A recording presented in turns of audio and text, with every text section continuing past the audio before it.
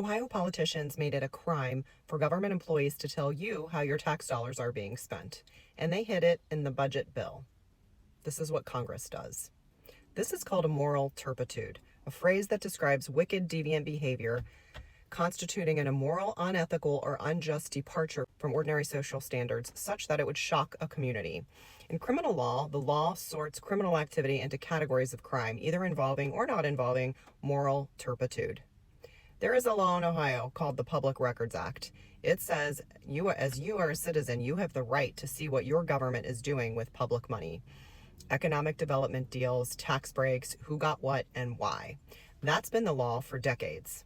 However, in June 2025, they passed a giant budget bill, House Bill 96, over 1,000 pages, and buried inside it is a section called RC 966D. They quietly made all economic development records, applications, contracts, who got incentives, how much completely confidential, off limits, not public.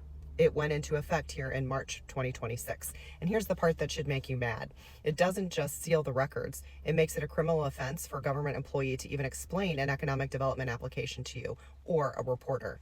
Your city council member could face criminal charges for answering your questions.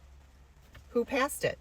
Well, the primary sponsor was Republican Representative Brian Stewart. The Senate Conference Committee, the people who put the final version together, included the following: Senators Andrew Brenner, Jerry Serino, Teresa Gavarone, Terry Johnson, George Lang, Christina Rogner, and Mark Romanchuk. This isn't abstract. If a company gets a giant tax break to come to our town and you can't know who they are, what they promised, or if they kept their word, and if a government employee tells you they could be prosecuted, that's not protecting business. That's protecting corruption.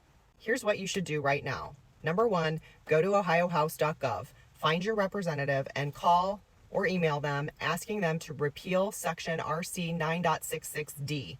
2, share this video.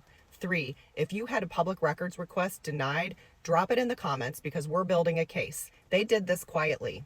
The least we can do is be loud about it.